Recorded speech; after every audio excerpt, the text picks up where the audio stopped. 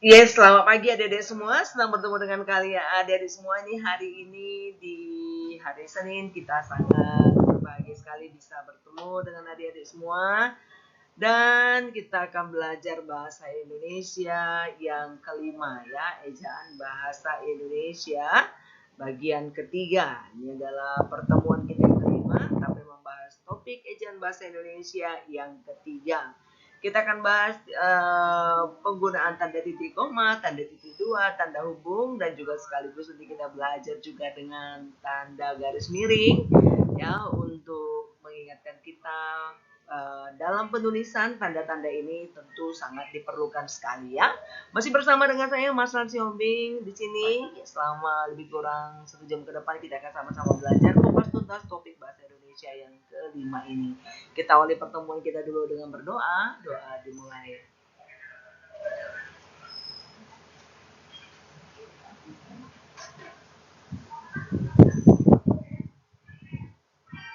Doa selesai ya. Oke adik-adik, kita baca dulu sistem nilai ya. Yang pertama kita mau lihat sifat manusia yang paling dapat dipuji adalah semangat keuletannya. Ini adalah salah satu dari bagian 14 pedoman hidup manusia. Sama-sama kita mengulanginya ya. 1, 2, 3. Ya. Sifat manusia yang paling dapat dipuji adalah semangat keuletannya. Ya, kata kuncinya adalah semangat. Dengan semangat apapun bisa kita kerjakan. So please adik-adik, apapun masalahmu, apapun tantangan yang kalian hadapi, yuk semuanya ingat setiap persoalan pasti ada solusinya ya. Bagi yang sakit cepat semangat juga untuk sembuh ya supaya cepat pulih. Oke. Bagi yang belum dapat pekerjaan, lamar terus pekerjaan sampai kamu mendapatkan pekerjaan. Belum dapat pekerjaan formal, yuk ambil pekerjaan yang non formal ya. Pokoknya setiap kesempatan harus dimanfaatkan ya. Nah, adik-adik kita ya, tanda titik koma itu dipakai sebagai pengganti kata penghubung untuk memisahkan kalimat setara yang satu dengan kalimat setara yang lain dalam kalimat majemuk. Jadi kalimat majemuk itu adalah kalimat yang memiliki dua predikat ya, atau dua subjek ya, atau salah satunya ada dua ya. Nah, contoh hari sudah malam anak-anak masih membaca buku ya. Jadi ini sebagai pengganti kata penghubungnya itu digunakan tanda titik koma ya. Yang kedua, ayah menyelesaikan pekerjaan, ibu menulis makalah, adik membaca cerita pendek. Nah, di sini tanda penghubungnya ya digantikan oleh tanda titik koma. Itulah fungsi tanda titik koma yang pertama. Nah, kita lanjut lagi tanda titik koma yang kedua, fungsinya adalah pada akhir perincian yang berupa klausa atau kelompok kata ya, klausa atau kelompok kata. Nah, misalnya syarat penerimaan pegawai di lembaga ini adalah berkewarganegaraan Indonesia, berijazah sarjana S1, berbadan sehat, dan bersedia ditempatkan di seluruh wilayah NKRI, Negara Kesatuan Republik Indonesia. Dan ini adalah satu klausa itu atau kelompok kata ya. Jadi pada bagian perincian ya, di sini kita di akhirnya itu ada tanda titik koma ya. Oke, contoh yang lain. Agenda rapat ini meliputi pemilihan ketua, sekretaris, dan bendahara, penyusunan anggaran dasar, anggaran rumah tangga, dan program kerja. Jadi dia di antara di akhir perincian ini digunakan tanda titik koma. Ya, inilah salah satu penyempurnaan ejaan bahasa Indonesia dibandingkan dengan ejaan yang dikeluarkan tahun 1972 ya. Oke, kita lihat titik koma itu dipakai juga untuk memisahkan bagian yang merincikan dalam yang sudah menggunakan tanda koma. Ya, kita lihat seperti ini ya. Misalnya, ibu membeli buku, pensil, dan tinta. Nah, baju, celana, dan kaos. Ya, koma, pisang, apel, dan jeruk. Jadi, ini ada apa? Ini ada pemerincian, tapi sudah menggunakan tanda koma. Namun, di sini kenapa dia menggunakan tanda titik dua lagi? Karena ada bagian di antaranya yang dikelompokkan, ada kata induknya. Contoh buku, pensil, dan tinta itu kan alat sekolah. Baju, celana, dan kaos itu kan pakaian. Pisang, apel, dan jeruk itu namanya buah-buahan. Jadi itu ada nama istilahnya hipernim, ya, pengelompokan katanya. Jadi kalau dia sudah ada bagian-bagian pemerincian dalam kelompok yang sudah menggunakan tanda koma, kita bisa memisahkannya dengan menggunakan tanda titik dua, ya, tanda titik dua seperti pada contoh. Tanda titik dua, ya, kalau tanda titik koma ya, sekarang ini titik dua. Nah, titik dua kita lihat ya, Miss buat dalam bentuk tabel ya. Yang pertama, tanda titik dua dipakai pada akhir satu pernyataan lengkap yang diikuti pemerincian atau penjelasan. Apa maksudnya? Kita lihat langsung contoh ya. Mereka memerlukan perabot rumah tangga, ya. Karena ini butuh perincian. Apa aja perabot rumah tangga itu rupanya? Kursi, meja, dan lemari. Jadi ini yang membutuhkan ini ya. Pernyataan lengkap yang diikuti pemerincian atau penjelasan. Jadi membutuhkan penjelasan. Perabot rumah tangga bagaimana? Nah, ini dia penjelasannya. Maka untuk itu kita gunakan tanda titik koma. Kemudian yang kedua, hanya ada dua pilihan bagi para pejuang kemerdekaan. Apa aja rupanya yang kedua itu? Nah, ini dia, hidup atau mati. Nah, ini perlu catatannya. Tanda titik dua tidak dipakai jika perincian atau penjelasan itu merupakan pelengkap yang mengakhiri pernyataan. Contohnya seperti apa? Kita lihat berikut ini contohnya. Ya, kita memerlukan kursi, meja, dan lemari. Nah, ini ya, ini nggak perlu pakai tanda titik dua. Kita memerlukan titik dua, nggak perlu karena ini adalah merupakan penjelasan pelengkap yang mengakhiri pernyataan. Tapi kalau seandainya kita memerlukan peralatan rumah tangga, titik dua, apa aja itu? Kursi, meja, dan lemari. Perlu, tapi kalau enggak, ya, kan enggak butuh penjelasan, ya, karena dia memang mengakhiri langsung aja tanpa titik dua, ya. Ini penting sekali untuk penggunaan tanda titik. Lanjut. Nah, tanda titik dua dipakai di antara jilid atau nomor halaman. Contoh ini ada majalah Tempo, ya. Ini terbitan yang keberapa ya. Kemudian nomor berapa? Kita lihat ini nomor 8 tahun 2021 halaman. Jadi ini penting ya, halaman. Surat dan ayat dalam kitab suci, surat Al-Baqarah 2, ya, Al-Baqarah 2 sampai 5 ya. Contoh seperti ini. Contoh lagi Matius 2 ayat 1 sampai dengan 3. Seperti itu contohnya. Misalnya, judul dan anak judul suatu karangan. Dari pemburu ke terapatik. Titik 2, antologi cerpen Nusantara. Artinya ini adalah judul utama. Dari pemburu ke terapatik ini adalah judul utama.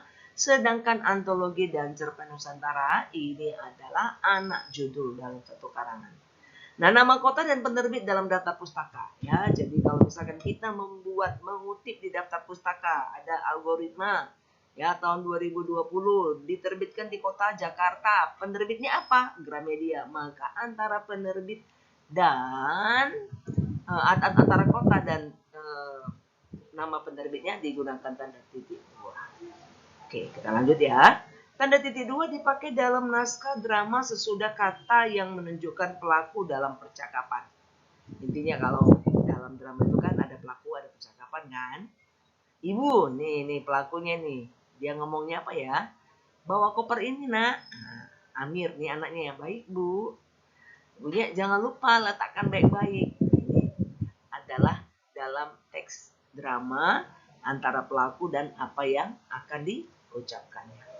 Kemudian, sesudah kata atau ungkapan yang memerlukan pemberian. Jadi, titik dua ini perlu sekali. Ketua, siapa ketuanya? Ini perlu perincian, ini perlu perlengkapan data berikutnya. Agus Marbun. Sekretaris, Sutarti, misalkan. Jadi, di kepanitiaan lah, intinya di kepanitiaan ini perlu ada tanda titik dua ya. Kita lihat lagi, sedikit lagi. Penggunaan titik dua sesudah kata atau ungkapan yang memerlukan pemberian. Ya, udah tadi ya, Ketua, Agus, masuk lagi. Tanda titik dua dipakai untuk menandakan nisbah atau angka banding ya. Contoh, nisbah mahasiswa laki-laki terhadap perempuan 2.21, bukan berarti 2/1, tapi artinya ada 2/1 kira-kira. Jadi kalau jumlah Ini perbandingan antara mahasiswa dan laki-laki 2:1 ya. Berarti nisbah mahasiswa laki-laki terhadap perempuan, perbandingan antara laki-laki terhadap perempuan 2:1. Ya, 2 perempuannya, 1 laki-lakinya. Kira-kira itu maksud dari kalimat ini ya. Oke. Tanpa membuang waktu kita lihat lagi tanda hubung ya, tanda hubung. Nah, tanda hubung ini dipakai untuk menandai bagian kata yang terpenggal oleh pergantian baris. Tentu ini sering kita lakukan ya. Kita mengetik, ini ada cara yang baru untuk hati-hati. Nggak cukup di sini, maka kita buat mengukur panas. Nah, ini tanda hubung ya. Parut jenis ini memudahkan kita nggak sampai lagi ya, mengukur kelapa.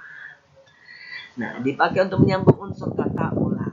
Ya, anak-anak berulang-ulang kemerah-merahan.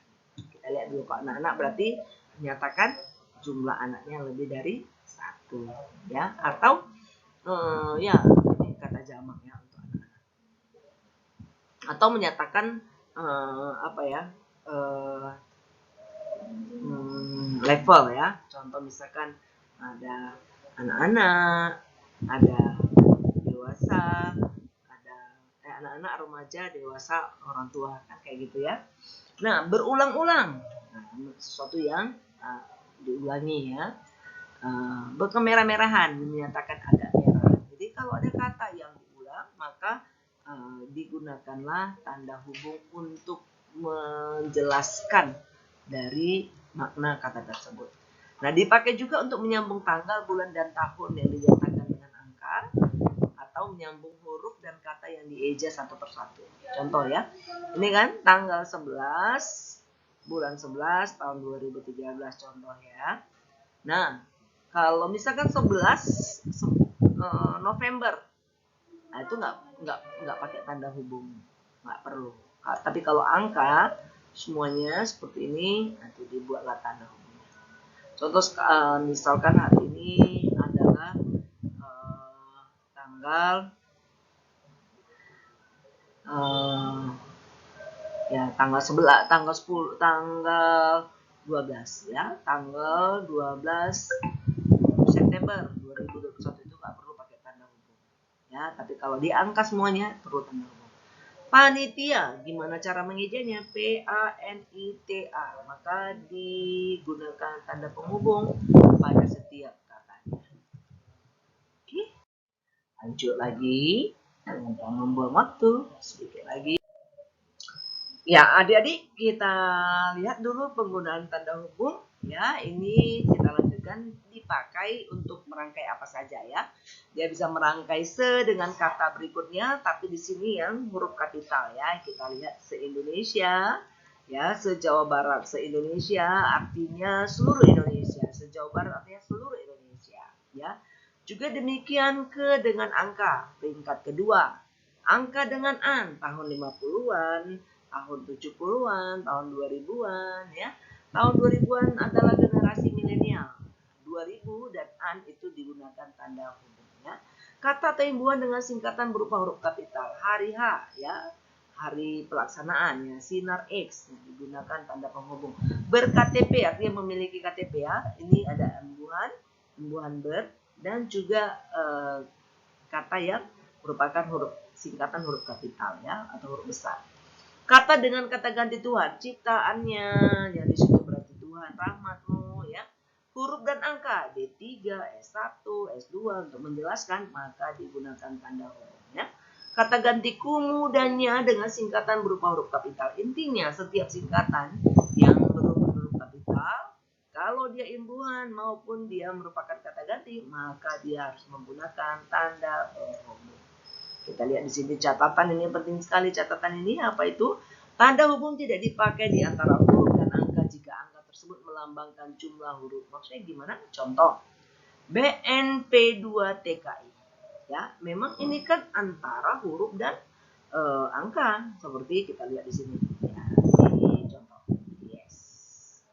Ini kan ada D3, S1, S2 ya. Tapi bukan menyatakan D3 berarti D-nya ada 3 kali, kan bukan. Ya, ini menyatakan memang diploma. 3 ini memang angka ya. Kalau di sini BNP2TKI, P2 di sini berarti P-nya ada 2 kali. Contoh, Badan Nasional Penempatan dan Perlindungan Tenaga Kerja Indonesia. Ya, LP3I ya, Lembaga Pendidikan dan Pengembangan Profesi. Jadi dia ada P-nya jumlahnya 3. 1, 2, 3. P3K berarti apa? AP-nya ada 3 kali pertolongan. Pertama ada bukannya kecelakaan. Jadi itu nggak digunakan tanda hubungnya, hati-hati. Yuk kita lanjut lagi. Tanda hubung dipakai untuk merangkai unsur bahasa Indonesia dengan unsur bahasa daerah atau bahasa asing. Jadi kalau ada unsur bahasa daerahnya atau bahasa asingnya, ya maka digunakan tanda penghubung. Ya, pada saat apa itu? Ya kita lihat berikut ini. Contoh, disoani, nah, bahasa Jawa ya, artinya didatangi. Berpariban, artinya bersaudara sepupu. Ya, di backup, nah, backup di sini. Bahasa Inggris menggunakan tanda penghubungnya dia. Merecall, mentekel, ya, pentekelan. Kita lihat. Tanda hubung digunakan untuk menandai bentuk terikat yang menjadi objek bahasan. Ya, gimana itu Kak? Kita lihat contoh ya. Kata pasca berasal dari bahasa Sanskerta. Ya, jadi ini dia tadi digunakan menandai bentuk terikat yang menjadi objek bahasan. Ya, yang menjadi objek bahasan di sini adalah kan kata pasca. Ya. Oke, akhiran titik-titik isasi. Ya kan karena pasca kan nggak bisa berdiri sendiri, isasi juga nggak bisa berdiri sendiri. Ya, yang ada dia kalau ada kata ya, kata inti yang mengikuti, contoh imunisasi, asimilasi ya. Nah, ini ada kata isasi di sini ya. Pada kata betonisasi, nah ini dia. Nah, itu dia harus karena terikat ya, diubah menjadi pembetonan. Nah, ini biar jangan biar simple, maka biasanya kata itu diubah menjadi pembetonan seperti ini ya. Oke, kita lihat lagi tanda pisah. Nih, mungkin ada sebagian yang mikir apa sih beda tanda hubung dengan tanda pisah ya? Kalau tanda pisah ini garisnya itu dia lebih panjang ya. Jadi tanda pisah dipenegaskan hanya aposisi. Aposisi itu artinya keterangan tambahan agar makna kalimat tersebut menjadi jelas. Contoh, Sumanto, tukang bakso sedang sakit. Nah, kan orang bingung Sumanto. Kalau misalkan kalimatnya Sumanto sedang sakit, kalimatnya benar nggak? Benar. Tapi orang mungkin akan bertanya, dulu Sumanto yang mana ya? Oh, Sumanto penjual bakso, inilah yang disebut dengan keterangan tambahan atau aposisi ya. Inilah keterangan tambahan atau aposisi. Kalau kemarin di tanda koma, kita juga menggunakan aposisi itu bisa juga diapit oleh yang namanya tanda koma ya. Jadi boleh aposisi ini boleh diapit tanda koma, boleh juga diapit oleh tanda pisah. Nah, Jokowi yang mana ya? Jokowi mendapatkan penghargaan, yes, kalimatnya benar. Tapi di sini diberikan tegasan supaya orang nggak mikir, oh dikiranya nanti Jokowi presiden kan? Itu perlu penjelasan.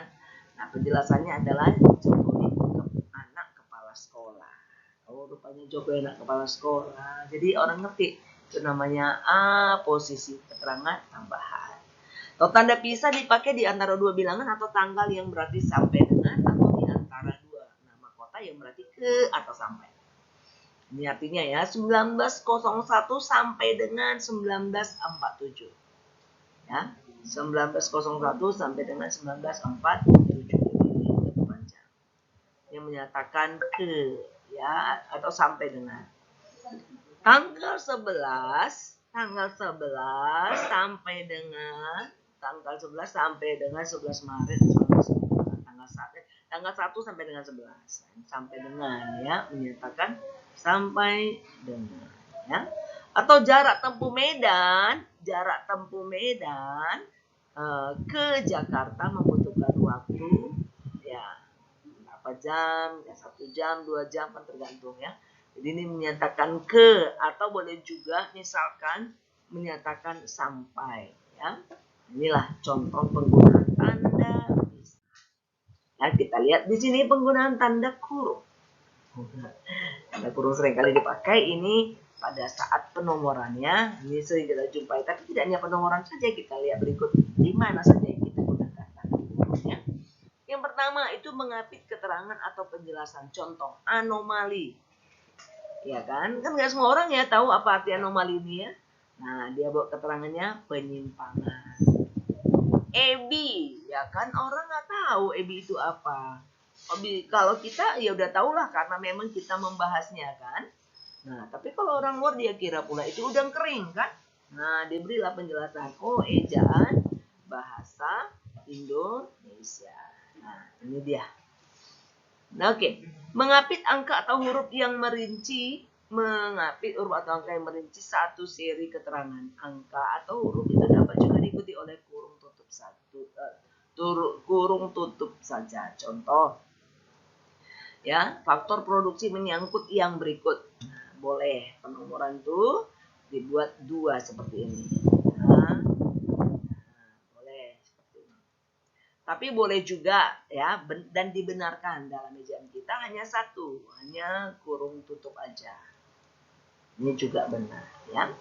Nah, kita lihat tanda kurung mengapit keterangan atau penjelasan yang bukan bagian integral pokok pembicaraan. Contoh, maksudnya bukan bagian dari pokok pembicaraan. Contoh ya, layar terkembang dikarang oleh Sultan Takdir Ali Sabana tahun 1930-an.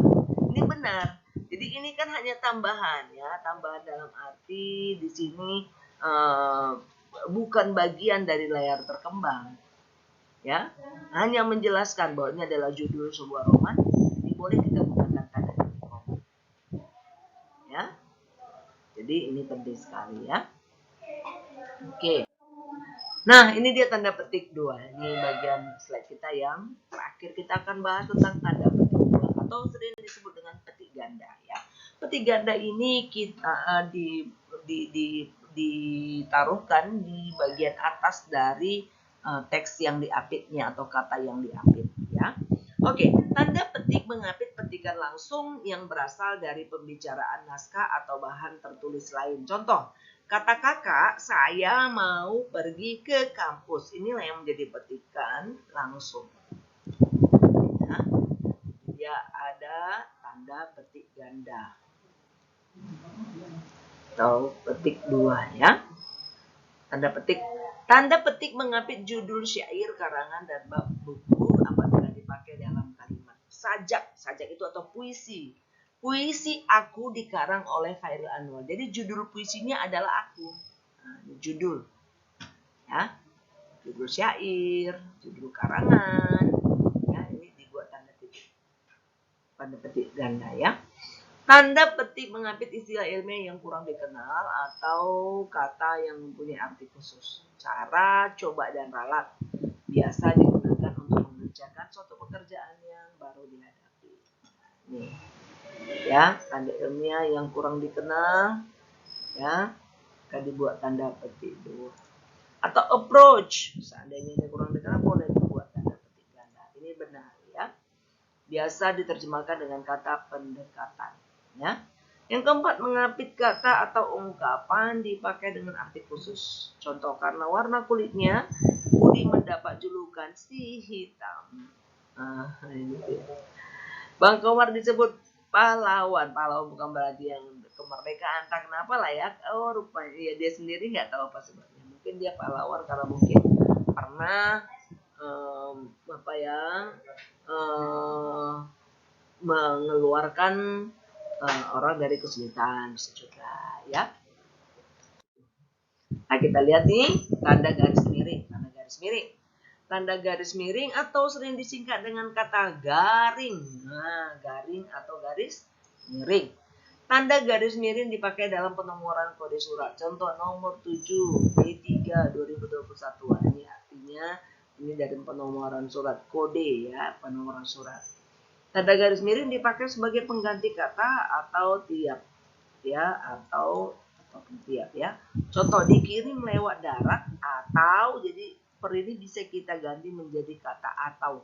Dikirim lewat darat atau laut. Nah, digunakanlah tanda garis miring.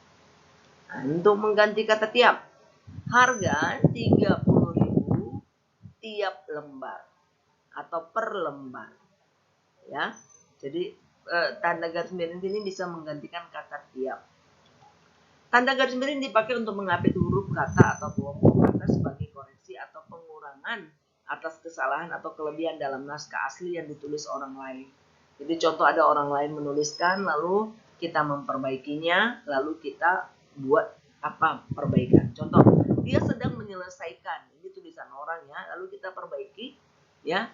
Dia tulisnya dia sedang menyelesaikan utangnya di bank. Mungkin orang ngerti, tapi karena kita sudah tahu ejaan bahasa Indonesia, kita tambahkan sedikit pembenarannya. Kita ya bukan utang tapi hutang. Maka untuk koreksi ini kita buat tanda garis miring. Itulah contoh-contoh penggunaan tanda garis miring.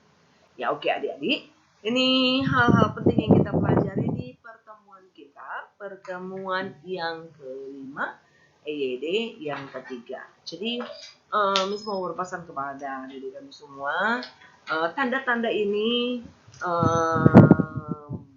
ya akan sering ditemui pada bahasa tulis. Jadi panduan kita adalah ejaan bahasa Indonesia. Kalian adik-adik boleh mendownload, membeli bukunya, yaitu PUEB, Pedoman Umum Ejaan Bahasa Indonesia. PUEB ya.